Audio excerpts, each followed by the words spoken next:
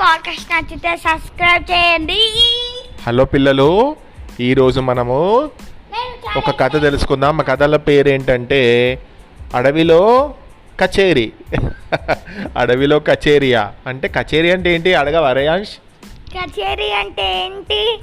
కచేరీ అంటే అక్కడ మ్యూజిక్ పాడడం, అడవిలో మ్యూజిక్ పాడడం.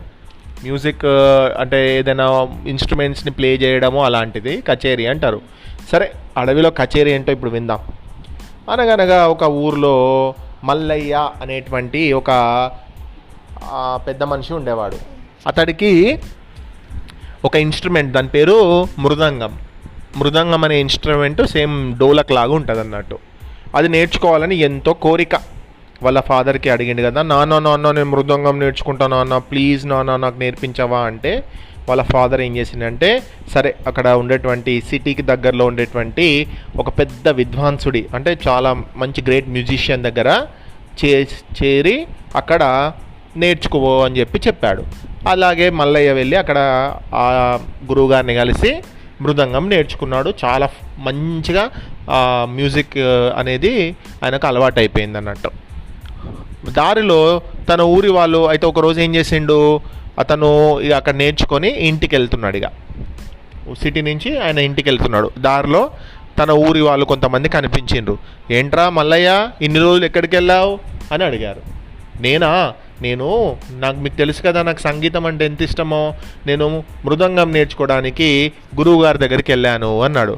అవునా, సరే మరి మాకు మృదంగం ఎలా వాయించాలో చూపిస్తావా అని అడిగారు వాళ్ళ స్నేహితులు. అదేంటి, నేను ఖచ్చితంగా నేర్పిస్తానులే, నేను నేర్చుకుంది కూడా మీలాంటి వాళ్ళకు చూపించడానికే కదా, నా ప్రతిభ ఏంటో అని అన్నాడు. సరేలే, అయితే ఇప్పుడు ఇక్కడ కాదు కానీ మనము ఇంటికి వెళ్తూ ఉంటాం కదా, దారిలో ఎక్కడైనా కూర్చొని మనము మృదంగం నువ్వు వాయించు, మేము వింటాము అని అన్నారు. సరేలే అని అనుకున్నారు. ఇక దారిలో వాళ్ళు తన ఊరి వాళ్ళతో కలిసి వెళ్తూ ఉన్నాడు. మధ్యలో వాళ్ళ ఊరికి వెళ్ళడానికి మధ్యలో ఒక అడవి వస్తుంది అన్నట్టు. అడవి దారిలో బయలుదేరాడు. వారిలో ఒక గుడ్డివాడు కూడా ఉన్నాడు. ఊరి వాళ్ళంతా మల్లయ్య వివరాలు అడిగి తెలుసుకున్నారు. మల్లయ్య చిన్ననాటి స్నేహితుడు పుల్లయ్య. అరే సరేలే మల్లయ్య, మరి ఇక్కడ మంచిగా ఉంది ప్లేస్, ఇక్కడ మనం కూర్చొని మరి నువ్వు వాయిస్తావా, మృదంగం వాయించు, మేము వింటాము అని అన్నారు. దానికేం భాగ్యం, ఖచ్చితంగా ఇక్కడ మీరందరూ అంతా ఈగర్గా వెయిట్ చేస్తూ ఉంటే ఇక్కడే నేను వాయిస్తా అంటూ పక్కనే ఉన్నటువంటి ఒక చెట్టు కింద కూర్చొని మృదంగాన్ని బయటికి తీశాడు.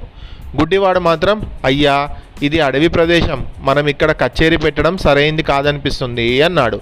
మళ్ళీ విసుగ్గా మొహం పెట్టి, ఏంటి నువ్వేంటి నాకు చెప్పే, నువ్వు ఒక గుడ్డివాడివి, నువ్వు నాకు ఎక్కడ వాయించాలి ఎక్కడ వాయించద్దు చెప్తావా, ఊరుకోవయ్యా అని, నీకు అసలు గౌరవమే లేదు కళాకారులు అంటే అని అన్నాడు. ఊరి వాళ్ళందరూ, ఒరే గుడ్డోడా నోరు మూసుకొని కూర్చో, లేదంటే వెళ్ళిపో అంటూ కసురుకున్నారు. గుడ్డివాడు చాలా బాధపడుతూ, సరే బాబయ్య నేను వెళ్ళిపోతాను అంటూ ముందుకు వెళ్ళిపోయాడు. అడవిలో కచేరీ మొదలైంది. మల్లయ్య మృదంగ విన్యాసాలు అడవంతా ప్రతిధ్వనించసాగే. అంటే డామ్ డామ్ డామ్ డామ్ అని సౌండ్ వస్తూ మృదంగం వాయిస్తూ ఉంటాయి.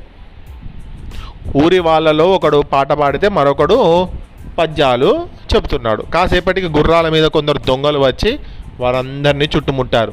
మీ దగ్గర ఉన్న డబ్బు నగలు అక్కడ పెట్టండి అంటూ కత్తులు చూపిస్తారు. అందరూ గడగడా వణికిపోతూ వాళ్ళ దగ్గర ఉన్న డబ్బులు, వాళ్ళ చేతికున్న ఉంగరాలు, మెడలో వేసుకున్న గొలుసులు అన్నీ ఇచ్చేశారు. అదంతా మూట కట్టుకున్నాక దొంగల నాయకుడు మృదంగం ముందు కూర్చున్న మల్లయ్యతో, అడవిలో గొప్ప కచేరీ చేశావయ్యా, ఎటో పోతున్న వాళ్ళం నీ చప్పుడు విని సందడెంతో చూద్దామని వచ్చాం, ఇక మీ ఇష్టం ఎంతసేపు అయినా వాయించుకోండి అంటూ పక్కపక్క నవ్వాడు. దొంగలు వెళ్ళిపోయాక అందరూ, అయ్యో ఎంత పని అయిపోయింది, మన దగ్గర ఉన్నటువంటి డబ్బులు నగలు ఇవన్నీ కూడా అయిపోయాయి కదా అని లబోదిబోమని మొత్తుకున్నారు.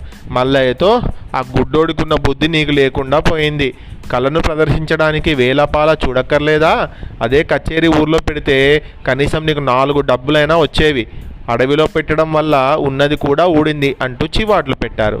అరే అదేంటయ్యా, మీరే కదా చెప్పింది, మేం చెప్తే నీకు బుద్ధి లేదా, నువ్వు ఎక్కడ కళను ప్రదర్శించాలి అనే విషయం నీకు తెలియదా అని అన్నారు.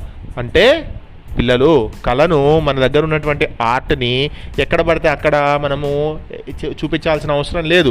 ఫర్ ఎగ్జాంపుల్ మీకు పాటలు బాగా పాడడం వస్తే నడి రోడ్డు మీద మీరు పాటలు పాడితే బాగుండదు. అది ఎవరైనా మిమ్మల్ని పాడమని ఒక స్టేజ్ అలాంటిది ఉంటే అక్కడ పాడితే బాగుంటుంది. అంటే మీకు వచ్చినటువంటి కళను చూపించడానికి సరైన వేదిక అనేది అవసరం. అంటే సరైన సమయంలోనే ప్రదర్శించాలి కళను అనేటువంటిది మల్లయ్య ఆ రోజు నుంచి నేర్చుకున్నాడు. కాబట్టి don't show your talent every time. When ever it is required you need to show. ఇంకో స్టోరీ